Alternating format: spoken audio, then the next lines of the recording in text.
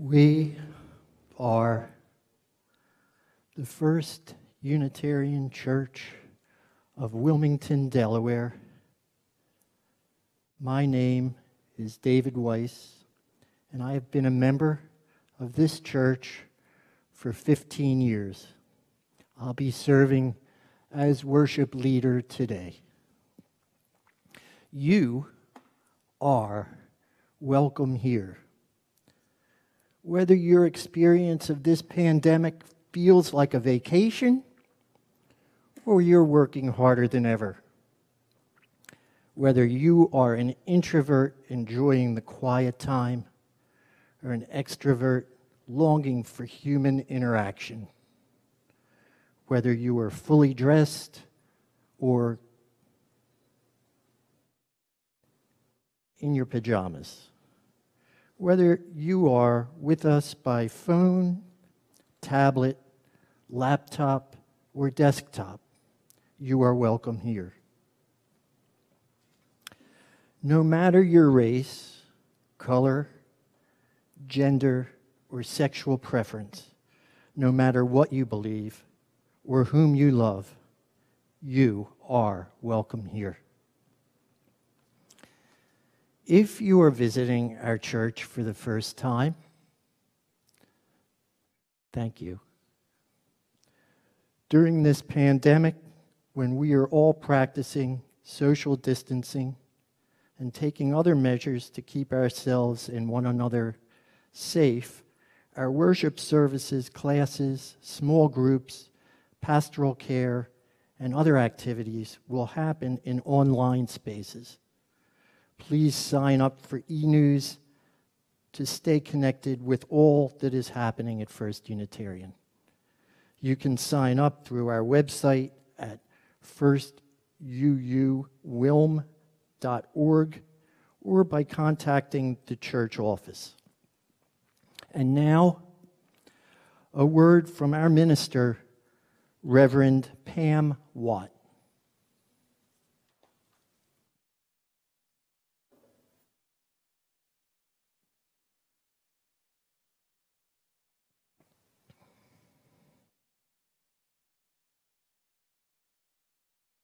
Greetings. My name is Reverend Pamela Watt. I am the minister of First Unitarian Church of Wilmington, and I am here to share with you some of the things that we're doing during this time of uncertainty and change that is the pandemic. Our building is closed, and many of our services and events and classes have either been canceled or moved online or rescheduled. However, we are working hard to help you during this time. And so I want to share 3 areas where we are focusing our energy during this pandemic. 1 is on helping you cultivate personal strength.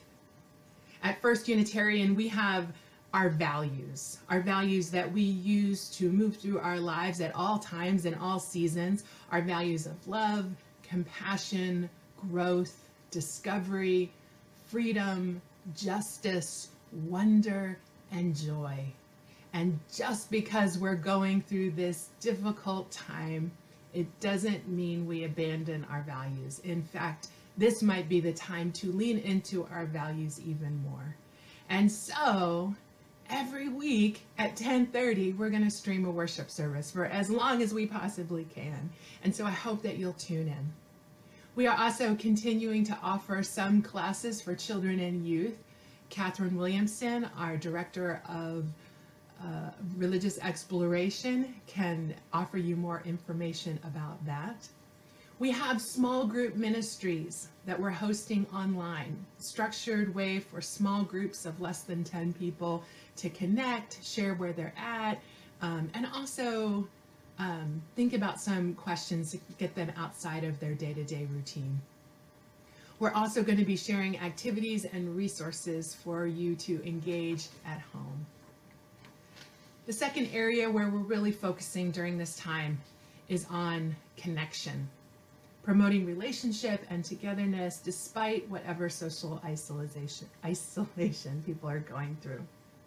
And so if you are someone who is struggling, or if you are someone who would like to support someone who's having a hard time, we've developed a Caring Connection survey for you, and I hope you'll go online and answer the questions in that survey.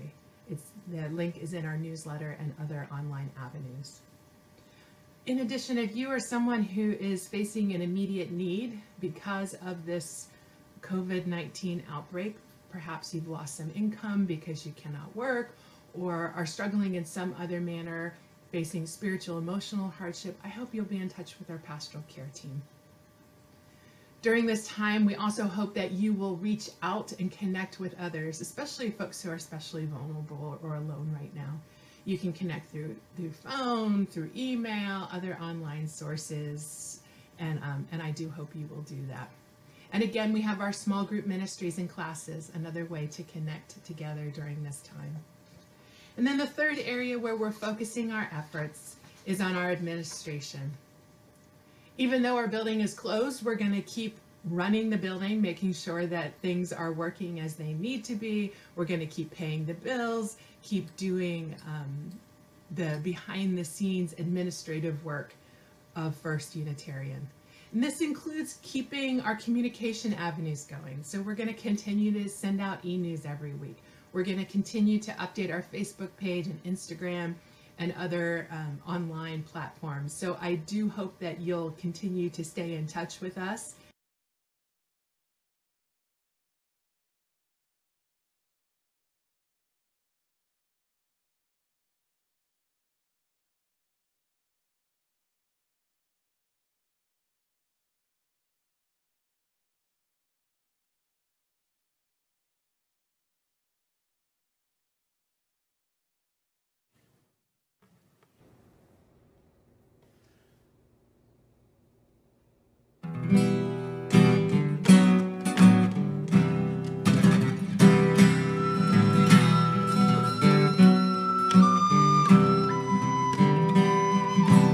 We are not here, we are everywhere. We are not here, we are everywhere. We are not here, we are everywhere. We are now, we are always, we are singing. We are now, we are always, we are singing. The forest has its secrets, and they're hidden from your eyes. You see them with your body when you wear his own disguise. The deadwood tells a story as it's lost its place in time. There's nothing old and nothing new and nothing left behind. Singing, we are not here, we are everywhere. We are not here, we are everywhere. We are not here, we are everywhere. We are now, we are always, we are singing. We are now, we are always, we are singing. Give up the struggle, whistle by the phantom crew. If you can just remember that they work for only you. They were born out of your fear, and your fear is all they know. They are guardians of a world, that is the place you have to go. Singing, we are not here, we are everywhere. We are not here, we are everywhere. We are not here, we are everywhere. We are now, we are always, we are singing. We are now, we are always, we are singing.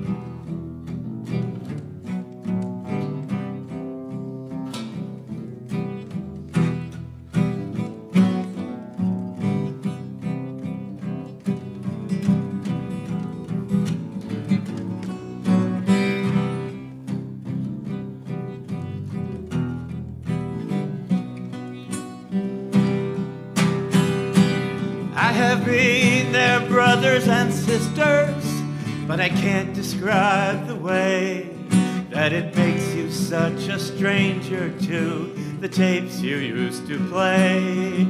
Cross the desert, walk the valley, you can do it in a flash. When you're floating free, you don't need a place to crash. Just keep singing. We are not here, we are everywhere. We are not here, we are everywhere. We are not here, we are everywhere. We are now, we are always, we are singing.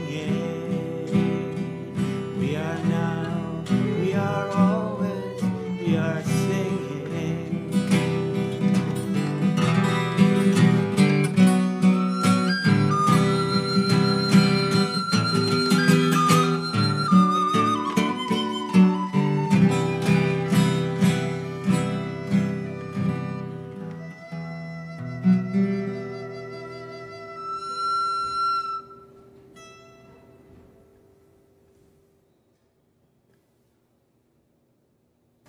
I also want to invite you to respond to some questions that Catherine and I have been thinking about.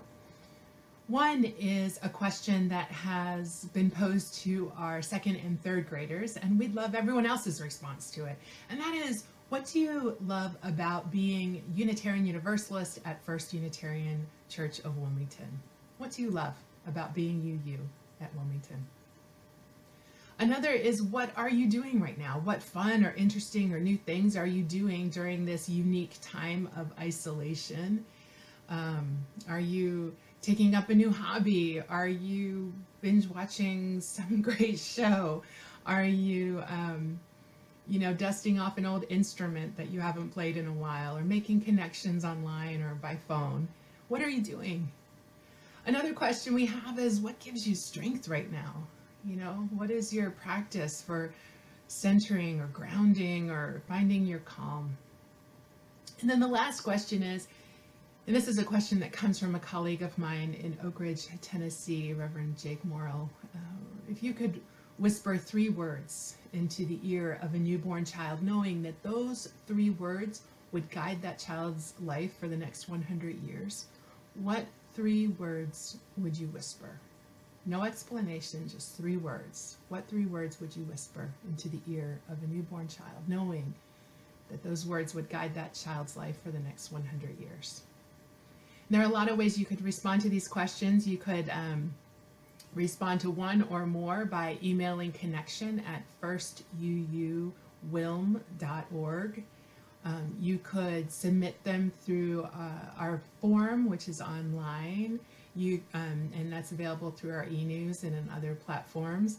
You could send us a short video. You could send us a photograph. Whatever answers you have. You could draw a picture. Get creative and send us your responses. We'd love to hear from you.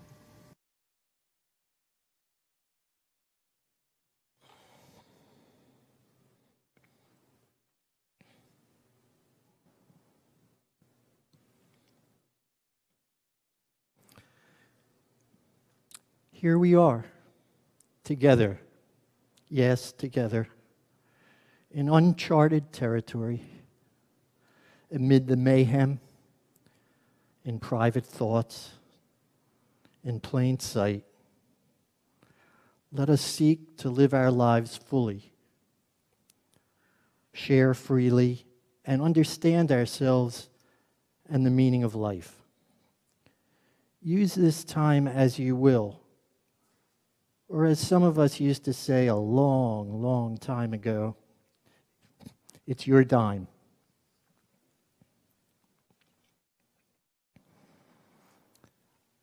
I light the chalice, symbol of Unitarian Universalism, with some words of Brian May, the lead guitarist of the rock group Queen. Let us cling together as the years go by. In the quiet of the night, let our candle always burn, Let us never lose the lessons we have learned.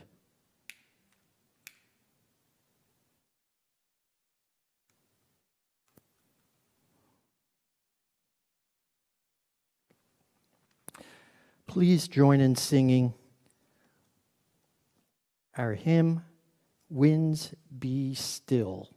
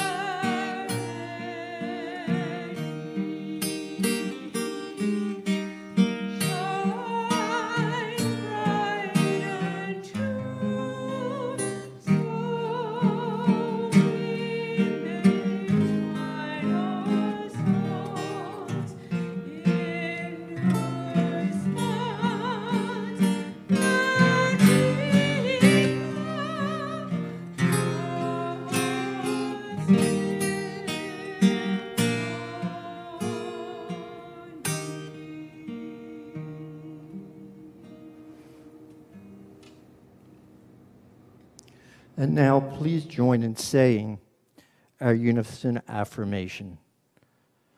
First Unitarian Church of Wilmington is a beloved community that nourishes minds and spirits, fights injustice, and transforms the world through loving action.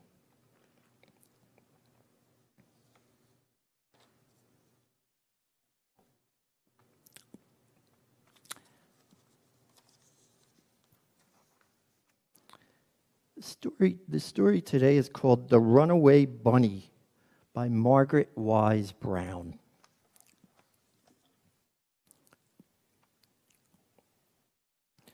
Once, there was a little bunny who wanted to run away. So he said to his mother, "I am running away." "If you run away," said his mother, "I will run after you, for you are my little bunny." "If you run after me," said the little bunny, "I will become a fish in a trout stream, and I will swim away from you." "If you become a fish in a trout stream," said his mother, I will become a fisherman, and I will fish for you. If you become a fisherman, said the little bunny, I will become a rock on a mountain high above you. If you become a rock on the mountain high above me, said his mother, I will be a mountain climber, and I will climb to where you are. If you become a mountain climber, said the little bunny, I will be a crocus in a hidden garden. If you become a crocus in a hidden garden, said his mother, I will be a gardener, and I will find you. If you are a gardener and find me, said the little bunny, I will be a bird and fly away from you. If you become a bird and fly away from me, said his mother, I will be a tree that you come home to. If you become a tree, said the little bunny, I will become a little sailboat, and I will sail away from you. If you become a sailboat and sail away from me, said his mother, I will become the wind and blow you where I want you to go. If you become the wind, said the little bunny, I will join a circus and fly away on a flying trapeze.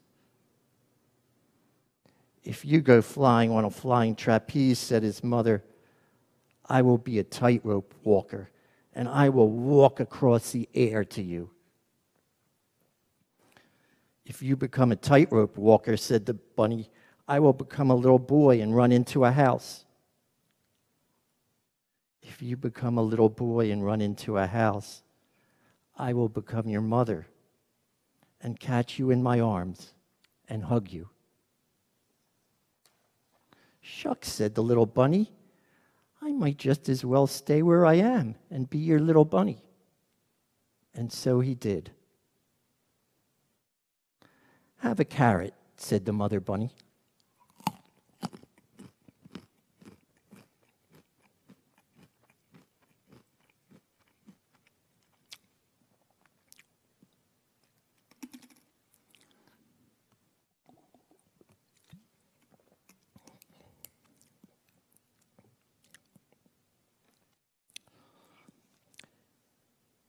Now it's time to put your feet flat on the floor.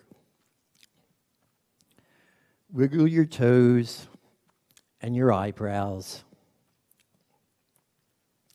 Close your eyes if you wish, or fix your gaze on nothing. Allow your mind to wander. I'll bet you that I'm the first person to fly a starship at a Unitarian church in Delaware.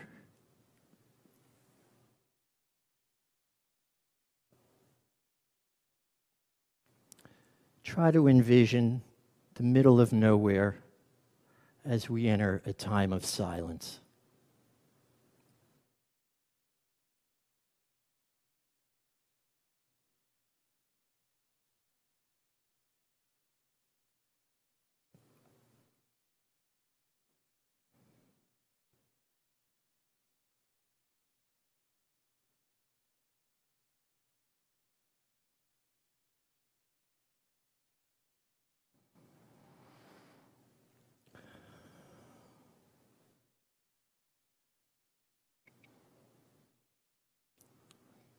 Into the silence, you may speak or simply think the name of someone needing the care and love of this community.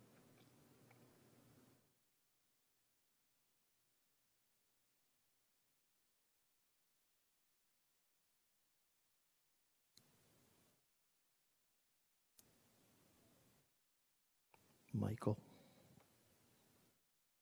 and Rachel and Alexa and Avery.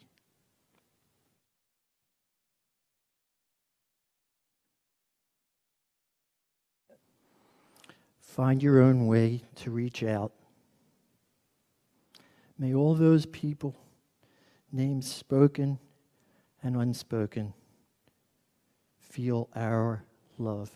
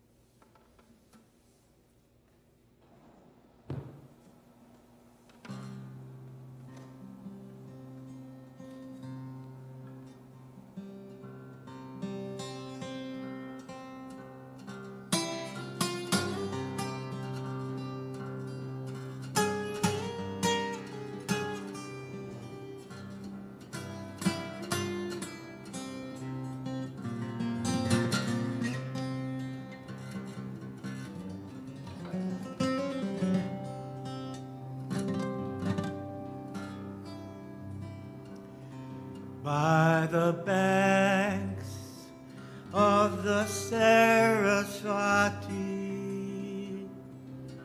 about 10,000 years ago. From the flowing of her peaceful waters come the sacred thoughts we seek to know.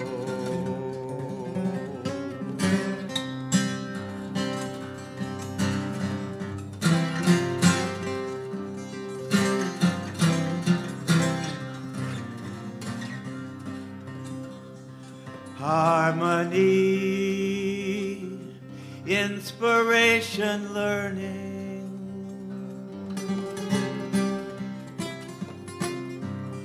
quiet mind, and an end to yearning,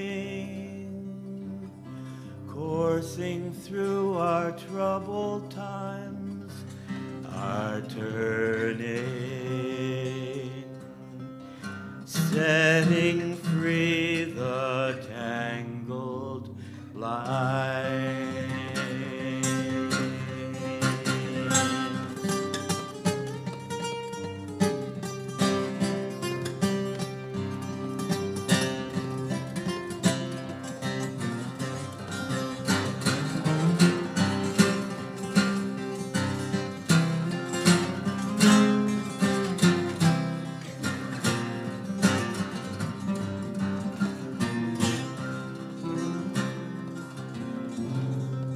All the waters of the earth connecting, bodies, streams, rivers, lakes, and seas. As our fingers set the strings vibrating, as our tongues bespeak the ancient rhymes.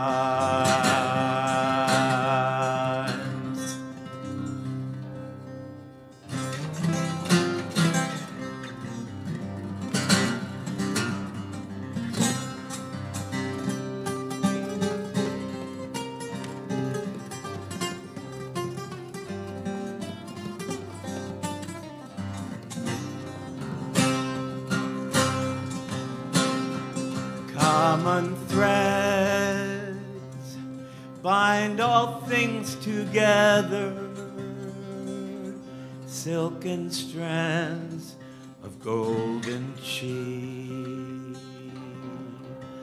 Stars to stars, through empty space are tethered, common threads connecting you to me.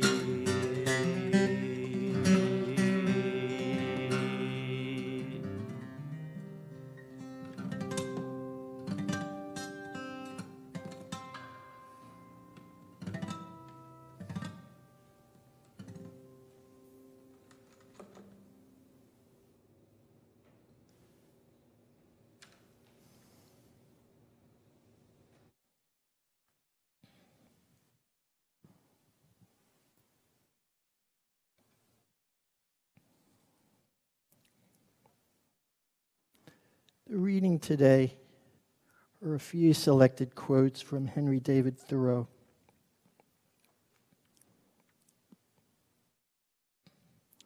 It is a surprising and memorable, as well as valuable experience to be lost in the woods anytime.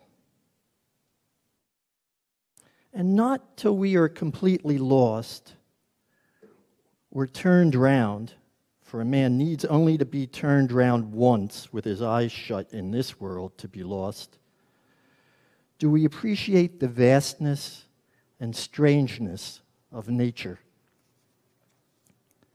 Not till we are lost In other words, not till we have lost the world do we begin to find ourselves and realize where we are and the infinite extent of our relations.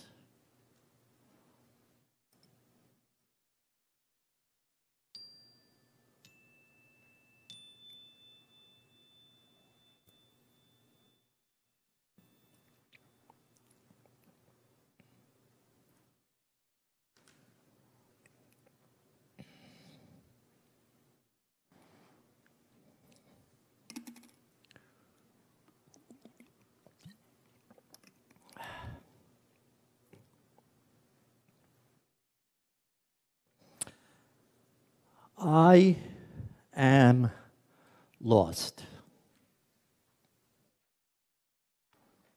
And I'm tempted to add, so ends this morning's sermon.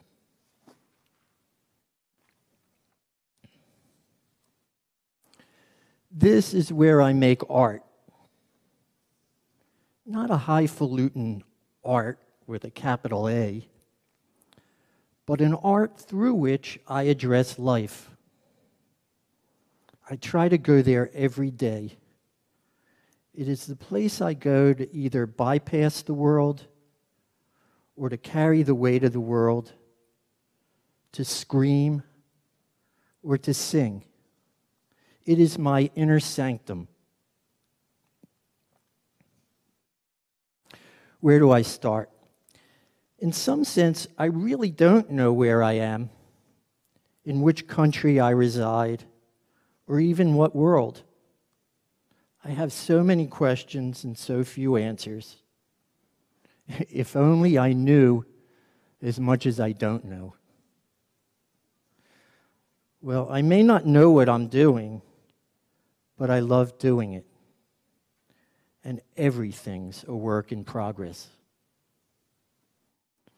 I understand that it might comfort you to think the person standing here possesses some sort of secret, a heightened understanding of life. When I sit there, I guess I trust that whoever's up here is not lost. And when I rationalize my church attendance, I proclaim that there are indeed insiders who know more than I do. But at the same time, I'm wary of any holy person in the pulpit who wants to give me answers. So either I'm a know-it-all, or I have a high tolerance for unknowns, or I really do belong at a Unitarian Universalist church. Sometimes I wonder why I ever try to convince people, both you and especially myself, that I do know where I'm going. I just figured that by now, having reached the ripe old age of 67, I'm supposed to know. Well, I know I don't. I am lost. I noticed a bumper sticker on the minivan ahead of me. It said, "Don't follow me, I'm lost too." Yep, I really wanted to follow that minivan. So, why do I feel empowered to stand up in front of a group like this and share my thoughts? Why do I feel confident that I have an outlook that's worth sharing? This church, and in particular this pulpit, has become a way station for me, a place from which I offer periodic reports on my journey, whether or not I know where I am. I'm not a minister. I'm one of you. Not sure I'm sufficiently selfless or able to put your needs above mine, but as I wrote this sermon, I thought of you, and of course, this remarkable moment. I relish interaction. But as I'm certain you know, the test of communication is not in the initiation of a message, but in its reception. So how can I best send my message so that I indicate to you that I value our relationship? Is it possible to share in such a way that instead of repelling prospective playmates, I invite participation? Just know that the members of this congregation are my trail of crumbs, and I rely upon you as I continue the project of interpreting the world and ultimately finding myself. For me, your reactions to my rambles, of which there are many, my scribbles, my smudges, can identify you as a fellow traveler or a teacher or a safe haven. I need you. The singer Nina Simone writes, "How do you explain what it feels like to get on the stage and make poetry that you know sinks into the hearts of people who were unable to express it?"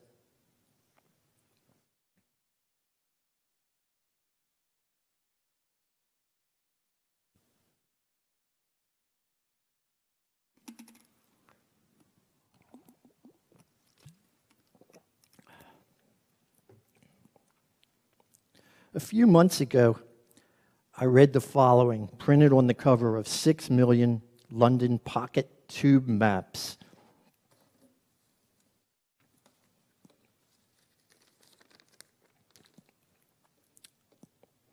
In Grandma's dream, this map would always be with you and would resist the passing of time. I thought, if those London Underground riders can decipher that, they're a lot smarter than I am. Turns out that the subway map design is part of a performance artist Laurie Provost's first public commission in the UK, aptly entitled, "You Are Deeper Than You Think." What could Grandma's advice mean? Do I even need a map? Grandma is old. I'm guessing that she never dreamt of intergalactic travel or a universe governed by vibrations and social networks. Street names have changed. There are obsolete routes and new ways. She may be disinclined to explore or invent new paths, unenthusiastic about the confusion inherent in the learning process. Wawa automated kiosks do occasionally appear in Grandma's nightmares. Grandma and her map may feature the medical benefits of leeches and mention that the sun revolves around the earth. Grandma's church may be labeled historically Christian. She may not even recognize this place as it appears on her computer. She might well ask, what do they mean by this service will be live streamed? As I chewed thusly on Grandma's dream for a few months, fortuitously, I saw this poster in a New York City subway station.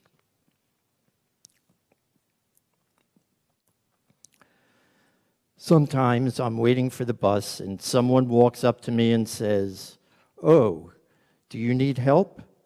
I'm like, I'm waiting for the bus like everyone else. I don't need help all the time. So maybe being lost is okay. I'm okay with it as long as lost is not synonymous with lonely or irrelevant. What if you could find a place where you feel empowered to get lost? If we weren't lost, why would we ever speak of a search for truth and meaning, or of the journey being the destination? I can only conclude that to be an obedient Unitarian Universalist, you ought to get lost. Just saying. So, how would I learn to get lost? Or how would I learn to feel comfortable not knowing where I am? Maybe the trick is to figure out how to be lost and confident simultaneously.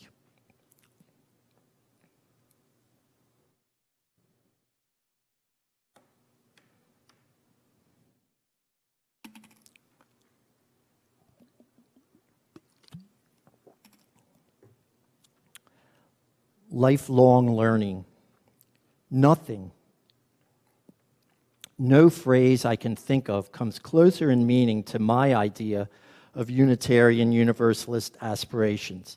Honest, responsible search for truth and meaning. For me, it turns out that search entails making pictures. A winding road towards something new. Despite distraction, a full-time pursuit.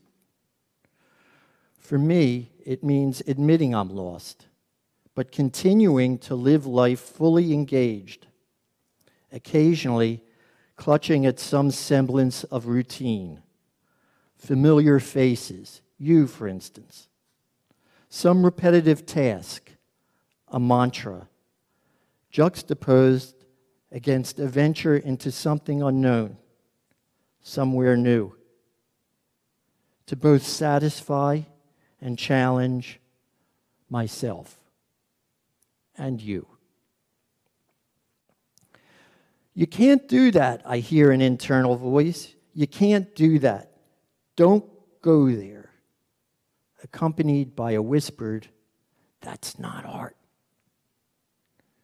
It's either every man's voice or my own. And when I hear it, I become more determined to go there and do that.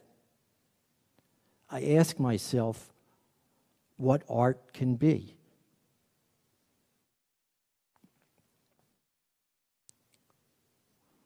So, how can you tell whether any particular activity is central to your search or simply busy work for your own amusement, a detour from the task at hand? What activities do you undertake in order to learn? Of course, each of us has different uncharted territory.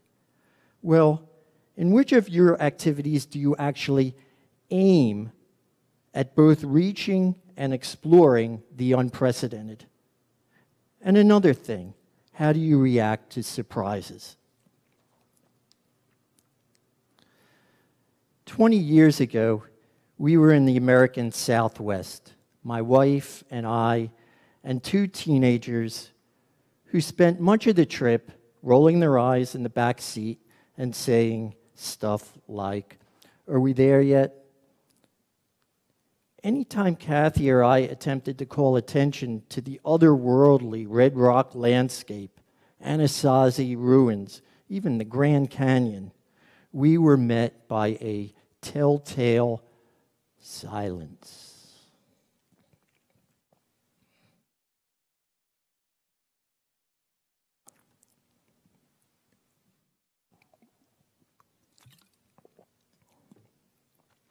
Fast forward to October 2019, Shaftesbury, England, with friends.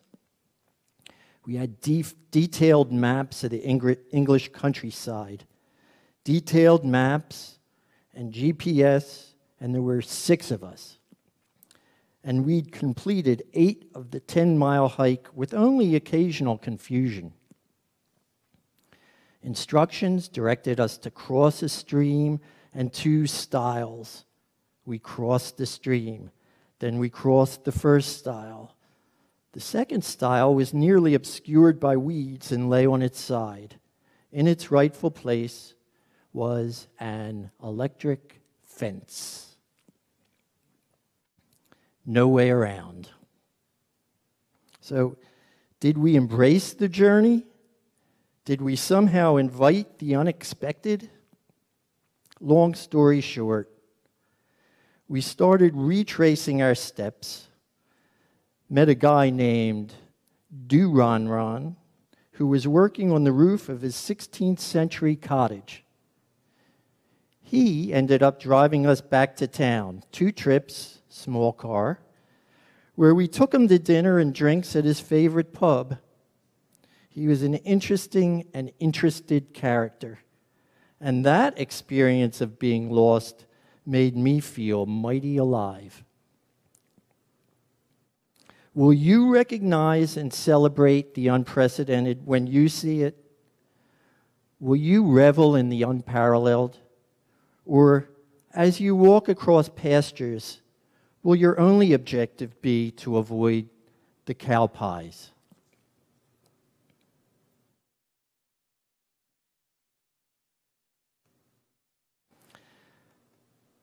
My father used to make cardboard animals, paper airplanes, helicopters, and starships.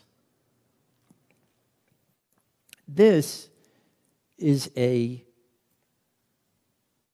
starport to house starships. We were visiting my folks who had just moved to the 19th floor of a high-rise apartment building in Center City, Philadelphia. I have an indelible memory of my father launching paper planes from the balcony while my mom scolded him, "Albert, stop. You're littering. Someone will call the police." And as my goody two-shoes mother continued to nag, my dad continued to launch planes. Then he moved on to paper helicopters.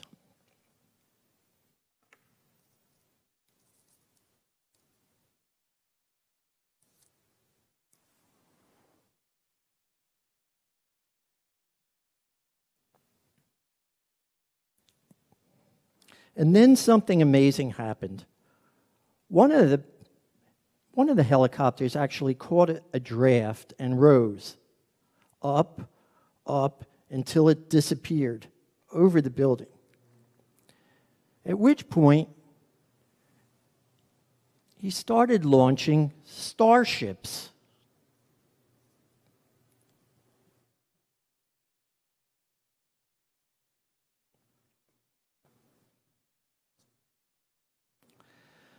Supported by the breeze, they'd hover for a long moment and slowly, slowly float to the ground 19 floors below, or another resident's balcony. Finally, as my exasperated mother serenaded him, he started throwing crumpled newspaper from the balcony, wadded up sections of the Philadelphia Inquirer, jettisoned to the street below. I believe my mother drove him to space exploration. Anyhow, I made a few starports to accommodate the starships as an homage to my father.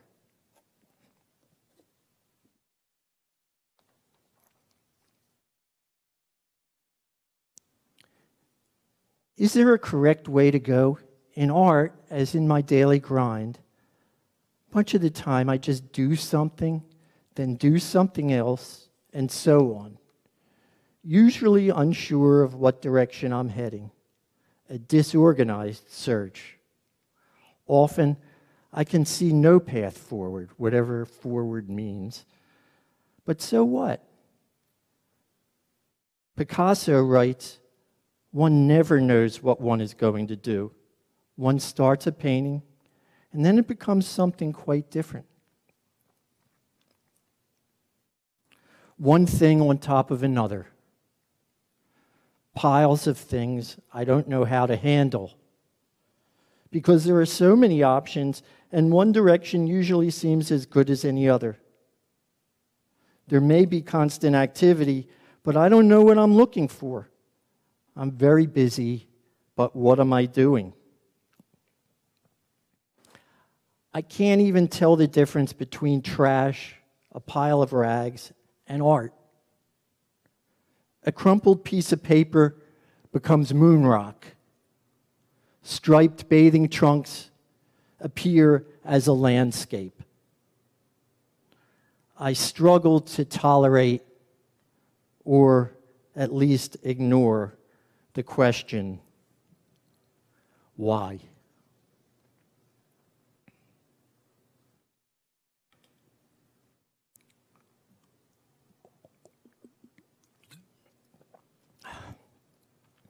People often ask, how do you know when to stop?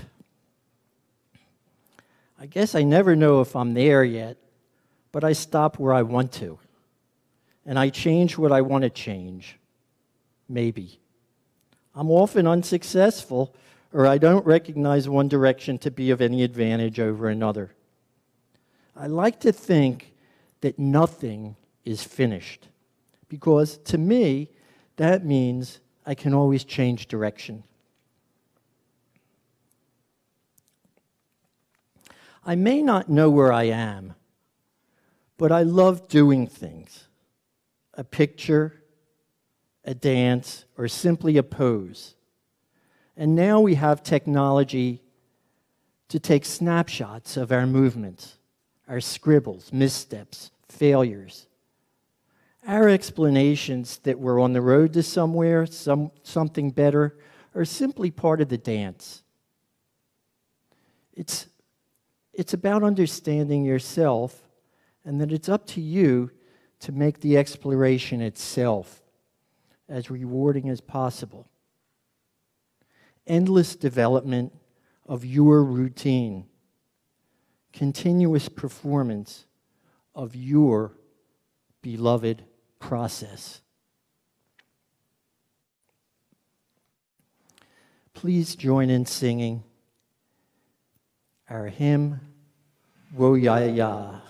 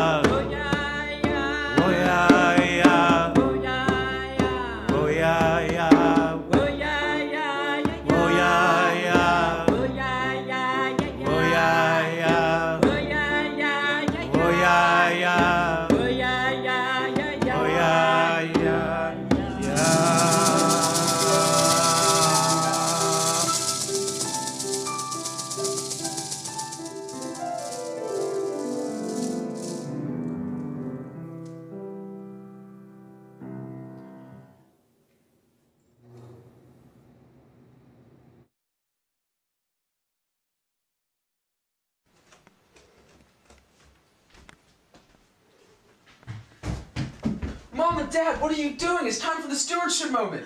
Oh my gosh, we've been watching the service. Give us a moment. Good morning. I'm Travis Laster. And I'm Becky Laster, and we support First U for so many reasons. There's the fantastic Sunday morning services. There's the role the church plays in the wider community. There's the amazing job that Reverend Pam and her team have done responding to the current pandemic. And for our family, there's also the RE program. Here we are 4 months ago, enjoying a family trip to Antarctica in less socially distant times. Hayden is 17, Addie is 15, Grace is 19. Becky and I are older. But it wasn't always like this. When we joined, we didn't have kids. We advised the youth group and learned more from the youth about what it meant to be UU. Once our kids started to arrive, we went on UU adventures, like Susie with the Hune Brewers and the Gunderson McGee family. At First U, our kids benefited from the RE program, from intergenerational services, and from wonderful rites of passage like Age of Reason.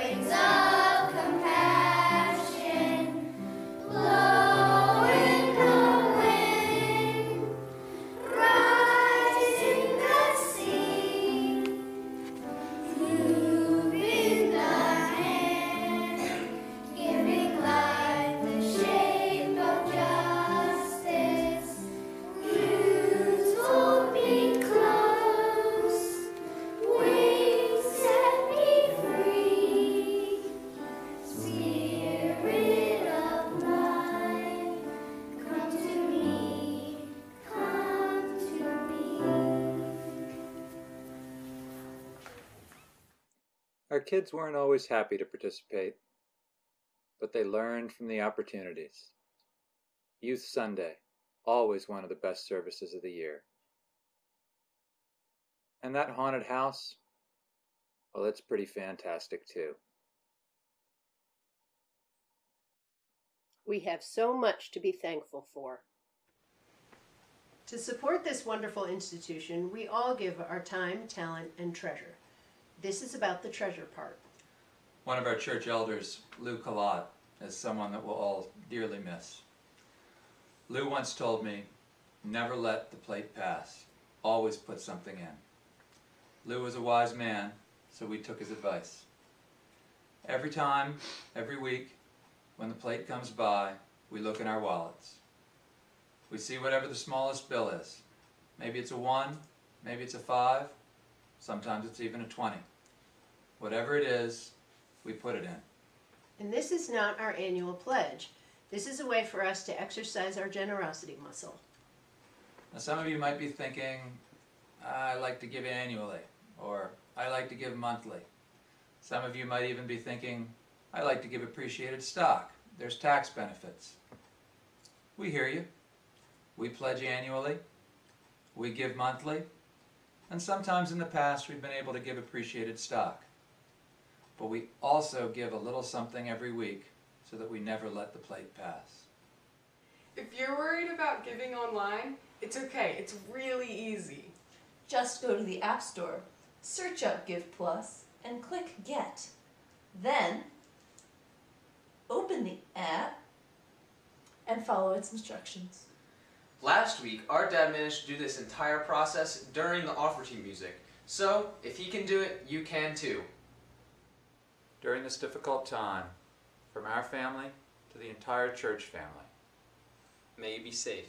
May you be healthy. May you be happy. May you live at ease. and now please join us in dedicating the offering.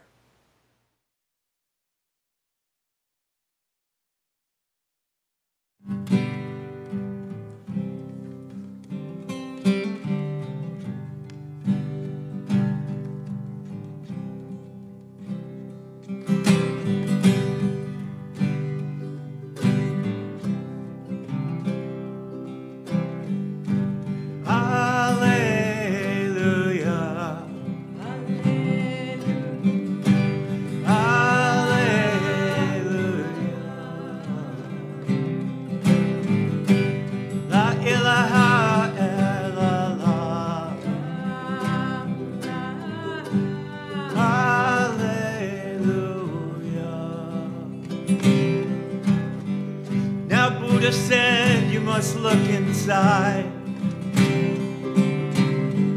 This is one place truth cannot hide. And Jesus said you must forgive. Let yourself and others live.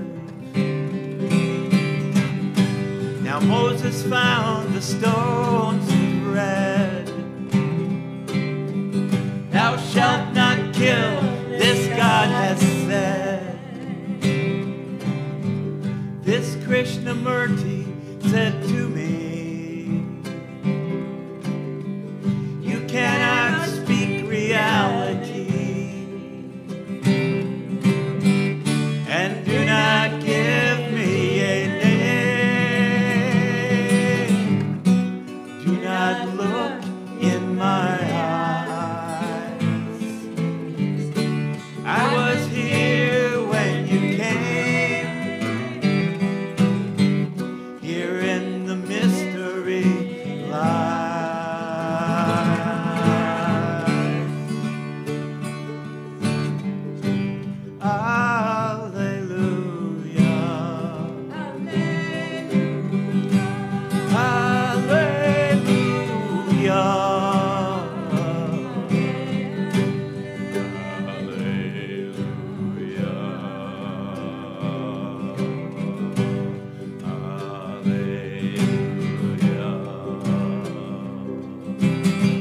Why do you think God has your name? In all this world it sounds the same. This voice that you have known so long, it tells you what is right and what is wrong. Then leave this darkness all unknown. Go from this emptiness alone.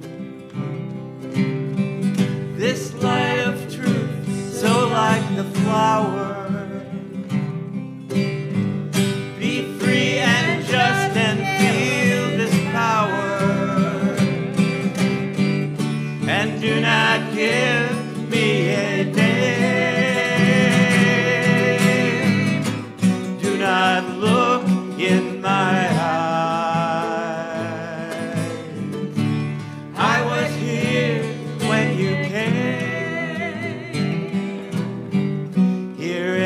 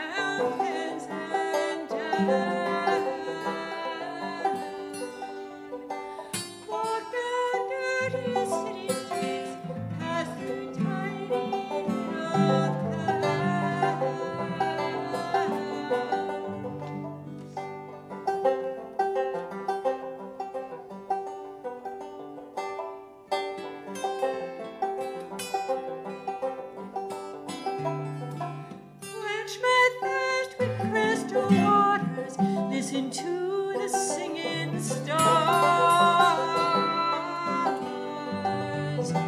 Share my hunger with the lowly, hitching rides with passing cars.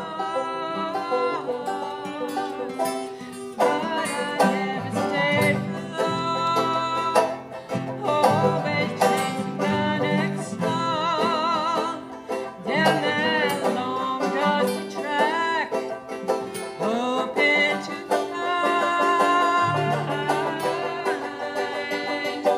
truth and beauty,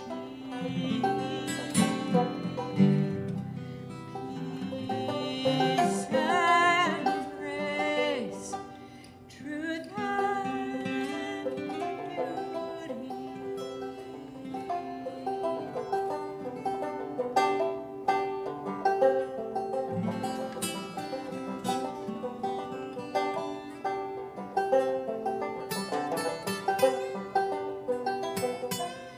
Now my wandering days are over, and my life is winding down. There's a quiet place within me I have finally found.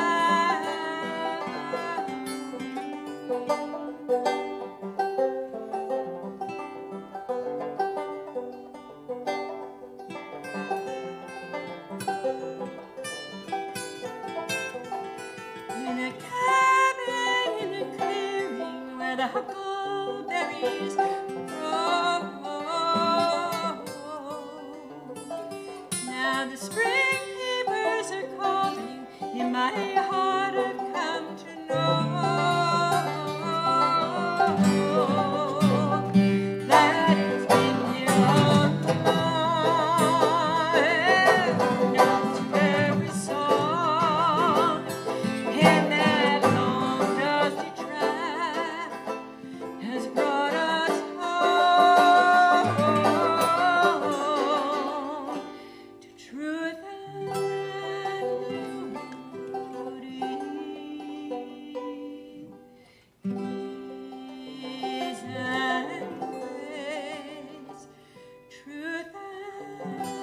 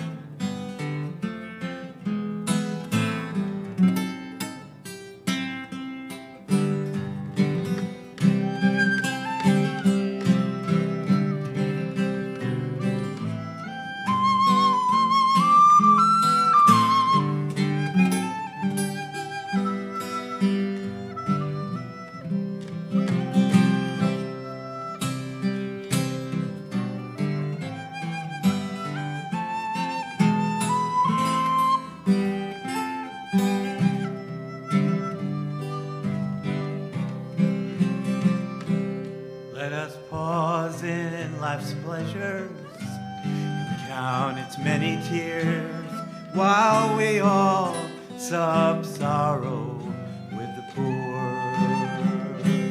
There's a song that will linger forever in our ears. Oh, hard times come again no more. 'Tis a song, the style of the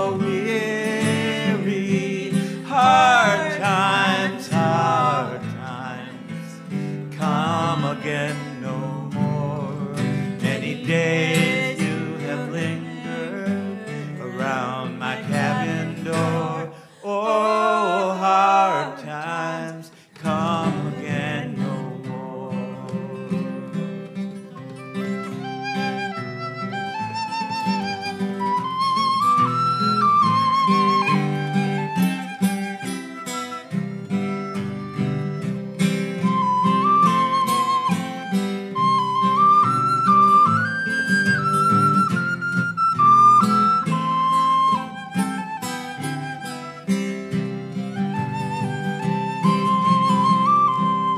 As we seek mirth and beauty in music light and gay, there are frail forms fainting at the door. Though their voices are silent, their pleading looks will say, oh, hard times come again no more. 'Tis a song, the sigh of the weary. Hard times come again no more. Many days you have lingered around my cabin door. Oh, hard times come again no more.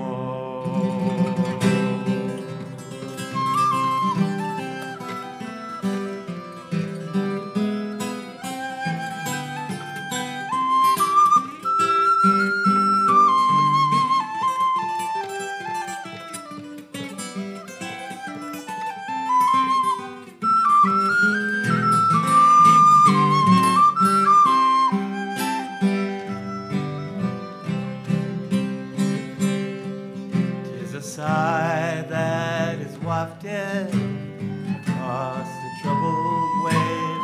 'Tis a wail that is heard upon the shore. 'Tis a dirge that is murmured beside the lowly grave. Oh, hard times come again no more. 'Tis a song, the sigh of the weary. Hard times come again no more.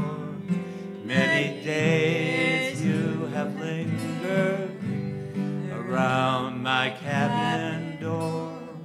Oh,